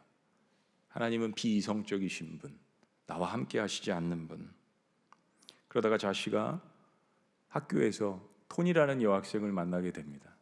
이 여학생이 예수 그리스도에서 전도를 하는데 한 번, 두 번이 아니고 끈질기게 이 좌시라는 학생에게, 톤이라는 여학생이 계속해서 복음을 증거하게 됩니다. 그리고 결국 좌시는 자신 스스로가 성경을 읽고 그 가운데서 하나님을 발견하게 되고 무릎을 꿇습니다. 그때 이런 고백을 합니다. 나는 사막에서 길을 잃고 헤매이다가 마치 오아시스를 찾은 사람과 같았다. 그리고 그는 인생 가운데 하나님을 발견하게 되니까 이제까지 꿈꾸었던 세상의 모든 꿈들이 다 소용이 없다라는 것을 깨닫고 목회자가 되기로 결심을 합니다. 그리고 평생을 용서할 수 없었던 것 같은 그의 아버지와 자신을 성추행한 베일리라는 남자를 용서하기로 결심을 합니다. 근데 오히려 베일리라는 남자를 용서하는 것은 쉬웠지만 자신의 육신의 혈육인 이 아버지를 평생 증오하면서 살았는데 아버지를 증오하는 것은 쉽지 않았습니다. 제가 이 간증을 직접 육성으로 들었습니다. 미국에서 수많은 청년들을 모아놓고 청소년들을 모아놓고 이 간증을 하는데 너무 어렵게 간증을 하더라고요. 힘들어하는 그 모습을 보았습니다. 자, 아버지 윌머트 맥도웰은 자기 아들에게 일어난 이 기적 같은 변화를 보게 됐습니다. 자신은 아버지에게 결국 어렵게 그러나 확신 있게 전화를 해서 내가 아버지 사랑한다라고 고백을 합니다. 그리고 그 변화의 원인을 이야기했습니다. 그때 아버지가 이렇게 이야기합니다. 아들아, 하나님께서 너의 삶 가운데 행하신 일을 나의 삶에도 행하실 수 있다면 그분이 나의 알코올 중독의 문제도 해결하실 수 있을 것 같은데 Can you help me, my son? 나를 도와줄 수 있겠니? 좌슈가 마음 가운데 큰 감동을 받았습니다. 하나님을 믿기는 하지만 하나님께서 정말 우리의 가정에 새롭게 역사를 하시는구나. 그리고 자신의 인생을 변화시킨 예수님을 소개하고 그런 아버지에게 하나님께 용서를 구하는 방법, 그리스도를 영접하는 방법, 기도를 알려드리고 설명해 드렸습니다. 좌슈라는 이 사람의 회고록의 책에 보면 그 이전이나 그 이후에 이와 같이 극적인 회심을 어느 인생 가운데도 본 적이 없다라고 아버지의 이 회심을 보면서 너무 놀란 그 감동을 전합니다. 이후에 이 윌머트 맥도웰은 술을 마시지 않았습니다. 그리고 마을에 술꾼이었던 그가 복음 전도자로 변해서 그가 살고 있었던 마을의 유니언시의 모든 사람들에게 복음을 증거하러 다닙니다. 이 윌머트 맥도웰은 그 후로 14개월을 삽니다. 그리고 감옥에 있는 재소자들을 찾아가서 복음을 증거하고 알코올 중독자들 모임에 가서 복음을 증거하고 수많은 사람들에게 자신의 삶을 간증을 합니다. 그리고 이 윌머트 맥도웰의 아들은 오늘 이야기의 주인공은 조시 맥도웰이라는 목사님이십니다. 1961년 CCC 간사가 되었고 그 후에 JMN 조시 맥도웰 미니스트리라는 것을 창립을 해서 세계를 누비면서 오늘날 젊은이들에게 복음을 증거하는 CCC를 창시한 빌 브라이트 박사와 쌍벽을 이루면서 많은 젊은이들에게 대학에서 특별히 변증법을 통하여서 하나님은 죽었다라고 하는 그 대학의 지성인들에게 복음을 증거했습니다. 125개국 700개 대학에서 1000만 명이 넘는 청년들에게 말씀을 증거했고 100권 이상의 책을 저수를 하고 이 책들은 전 세계적으로 3,500만 부가 팔렸습니다. 제가 책 써도 10,000권 팔리기 힘들어요. 3,500만 부. 자, 그런데 이 가문의 회복과 축복은 여기서 끝나지 않습니다. 몇 년 전에 이 조시 맥도웰 목사님이 가정에 관한 책을 썼습니다. 10 Commitment for Dads. 아버지의 10가지 약속이란 책입니다. 그런데 이 책의 서문의 추천사를 누가 썼는 줄 아세요? 맥도웰 목사님의 아들이 썼습니다. 샤운 맥도웰이 썼는데 이렇게 아버지를 소개합니다. 내가 아버지에게 가장 고맙게 여기는 것은 자신의 고민과 싸움을 우리에게 정직하게 말해 주신다는 점이다. 아버지는 이 책에서도 정직한 모습을 유감없이 발휘하신다. 나는 알코올 중독에 빠진 할아버지, 풍비박산된 집안, 성폭력 등에 대한 이야기를 전에 이미 아버지에게 들었지만 얼마 전 가족 모임에서 저녁을 먹기 전까지 아버지가 겪은 고통을 충분히 이해하지 못했다는 것을 깨달았다. 그리고 마지막에 아들은 샤운 맥도웰은 이런 이야기를 합니다. 그러나 그 어린 시절을 보낸 아버지는 수십 년이 지난 뒤 친밀한 사랑을 나누는 가정을 이루었다. 그러면서 어떻게 된 일일까요? 여러분 이 책을 읽어 보십시오. 하나님은 아주 엉망이었고 소망이 없었던 한 사람의 인생을 이렇게 변화시켰습니다. 오늘 여기 이런 간증이 있습니다. 아들이 그 추천사를 씁니다.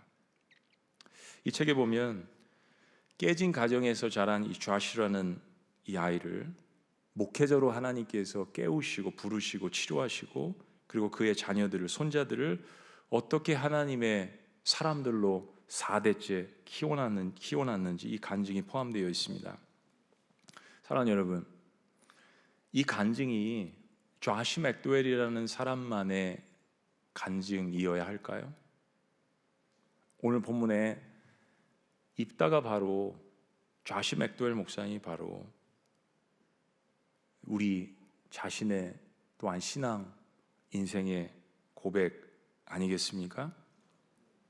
하나님은 깨진 가정도, 이혼 가정도, 다문화 가정도, 어떠한 엮이는 가정에서 자란 사람들조차도 하나님 모든 인생을 들어 쓰실 수 있는 우리 인생의 전능자, 우리 인생의 주관자, 우리 인생의 아버지, 우리 인생을 다시 몰딩 하실 수 있고 리빌드업 하실 수 있고 리셋 하실 수 있는 가장 최고의 Almighty God, I am who I am 스스로 존재하시는 창조주, 구원자 하나님이심을 믿으시기를 주의 이름으로 축원합니다.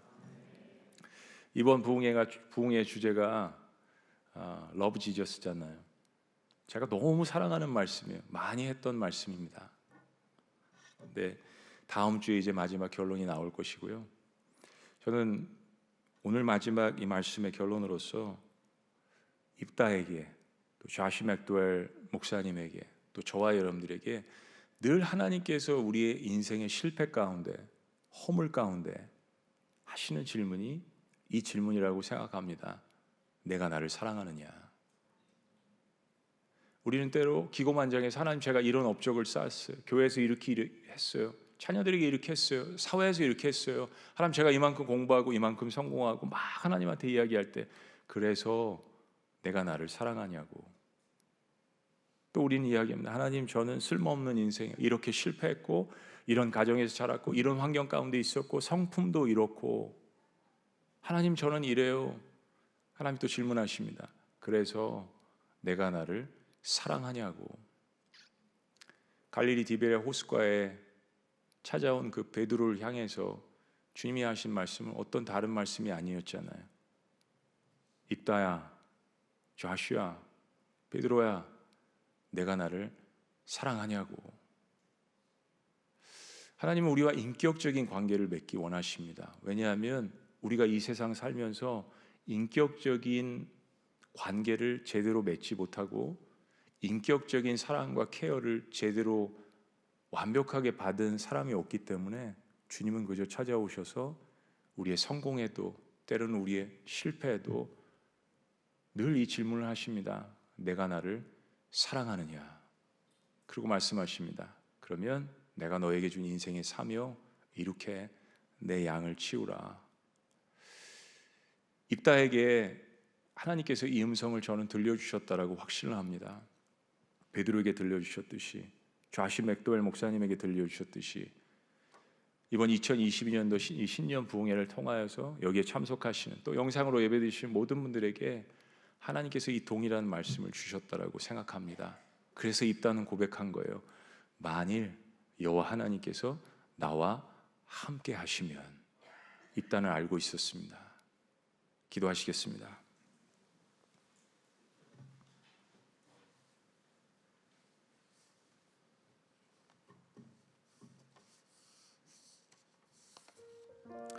그렇습니다, 여러분. 하나님은 고난을 통해서 사람을 만들어 가시는 것이 분명합니다.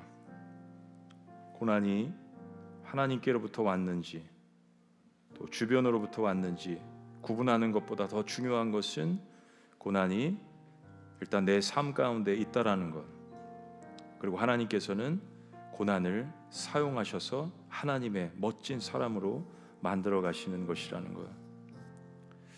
하나님은 깨진 그릇도 능히 고쳐 쓰시는 토기장이십니다. 얼마나 놀라운 토기장이십니까? 하나님께서 우리를 빚어가시고 누구나 쓰실 준비가 되어 있으십니다. 결단은 우리의 몫입니다. 입다는 결단할 수 있었잖아요. 선택할 수 있었습니다. 돕당에 있는 백성들과 암몬 백성들을 침공해서 이스라엘의 왕이 될 수 있었고 복수할 수 있었습니다. 하지만 입다는 그 방법을 택하지 않고 하나님 앞에 아뢰고 자신의 인생을 다 드렸습니다. 원수를 은혜로 갚고 길르앗 사람들과 이스라엘 백성들을 구원해내지 않았습니까? 살아계신 하나님 아버지, 오늘 현장뿐만 아니라 영상으로 예배를 드리고 있는 수많은 가정들 또 개인들이 있습니다. 그런 가정에서 있는 우리의 자녀들도 입다의 이야기를 함께 듣습니다. 고난은 현실이고 피할 수 없는 일이지만 하나님께서 함께 하시면 입다의 고백처럼 능히 고난을 물리쳐 주시고 고난을 통하여서 오히려 하나님의 사람들을 일으키시며 인생 가운데 세상 가운데 사용하시는 것을 믿게 하여 주시옵소서.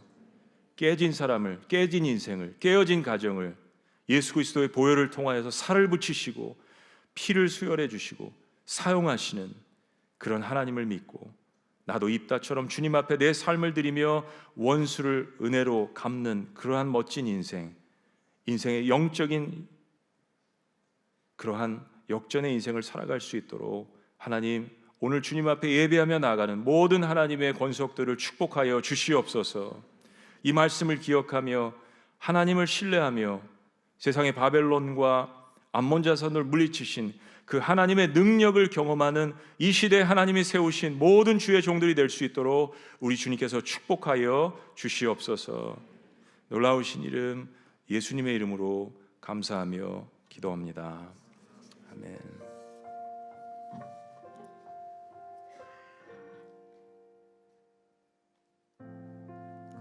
네, 우리 주신 말씀 기억하시면서요.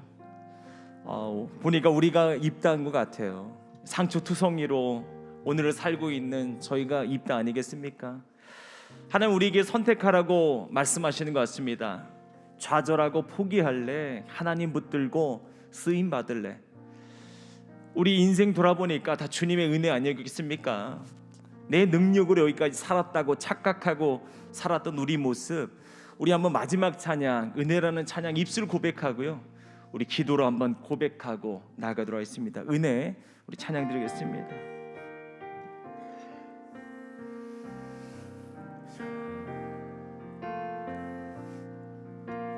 상처투성인 저희 사용하여 주심 감사합니다. 입술로 고백하시겠습니다.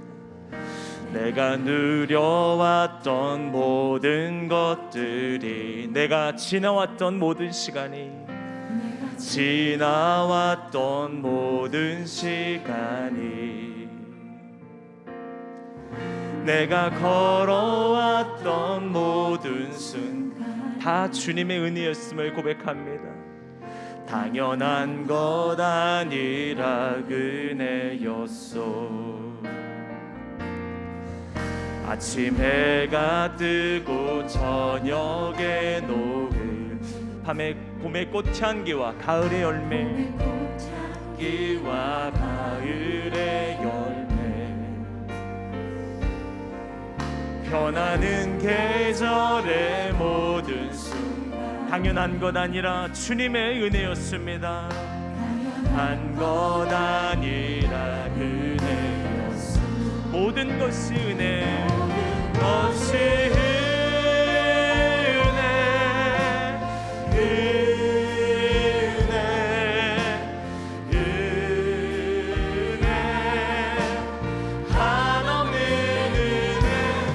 삶에 당연한 건 하나도 없었던 것을, 모든 것이 은혜, 모든 것이 은혜. 다시 한번 찬양합니다. 모든 것이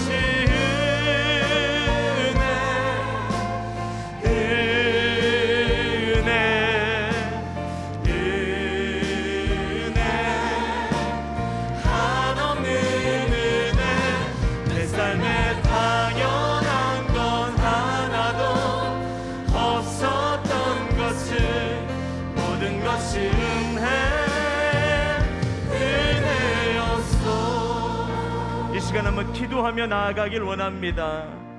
우리 인생 가운데 상처 있잖아요. 고난 있잖아요. 힘듦 있잖아요. 하지만 이 상처와 고난 때문에 우린 한탄만 하고 있고 좌절하고 포기하고 있진 않습니까? 그 고난과 상처가 하나님 만나기 가장 좋은 길인데 하나님 원망만 하고는 있진 않았는지, 하나님은 깨진 그릇도 사용하실 수 있고 누구나 쓰실 준비가 되어 있는데, 우리 삶이 어렵다고 힘들다고 주님 원망하고 좌절하고 있었던 저희의 모습 용서해달라고 회개하며 먼저 나아가길 원합니다. 상처 그대로 주님께 한번 나와보세요. 주님, 제가 주님 붙들기 원합니다. 오늘 이 시간 주님 만나지 못하고 붙들지 못했던 저희 모습 용서해 주세요. 한번 기도하며 나아가도록 하겠습니다. 기도하시겠습니다. 할렐루야. 주님, 제가 입답니다. 주님, 상처투성이 나약해져도 주님께서 붙들어 주시면 사용하실 수 있는데 좌절만 하고 있진 않았습니까? 한탄만 하고 있진 않았습니까? 혹시 포기하고 있진 않았습니까? 주님 붙들 수 있도록 주여 인도하여 주시옵소서. 내 상처 이대로 주님께 나올 수 있는 저희들 되게 도와주시옵소서. 주님 실수해도 죄된 모습이 있어도 주님 하실 수 있사오니 주님, 나를 사랑하시는 주님께 나올 수 있는 저희들 되게 도와주시옵소서. 주님, 저희 용서하여 주시옵소서. 우리의 상처만 한탄하고 있었던 저희의 모습 용서하여 주시옵소서. 주님께 나오며 주님 붙드는 저희들 될 수 있도록 주여 인도하여 주시옵소서. 할렐루야. 주여 인도하여 주시옵소서. 우리 계속해서 기도하실 때요, 깨진 그릇도 고쳐 쓰실 수 있는 토기장이신 그 하나님 붙들기 원합니다. 우린 부족해도요, 죄된 모습 그래도 있어도요, 누구나 쓰실 수 있는 준비되신 그 하나님 붙들기 원합니다. 하나님, 오늘 내 모습, 나약한 모습 그대로 주님께 나왔습니다.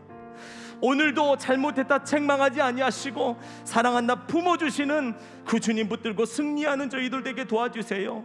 예수님만 주님만 붙들고 살아가는 저희들 되게 해주세요.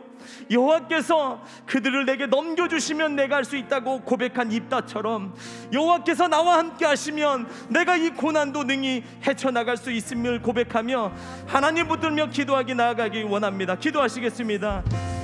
하나님 주여 인도하여 주시옵소서. 오늘 이 시간 주님 붙들길 원합니다. 주님만 의지하길 원합니다. 주님이시여, 주님 내 인생의 주인 되시는 주님, 나를 사용하실 수 있는 주님, 승리케 하실 수 있는 주님, 그 주님만 붙들고 나아갈 수 있도록 도와주시옵소서. 하나님 주님의 은혜를 입으며 승리의 삶을 살아갈 수 있는 저희들 되게 도와주시옵소서. 할렐루야. 주님의 은혜만 붙들길 원합니다. 내가 나약해도 주님께서 사용하실 수 있음을 고백합니다.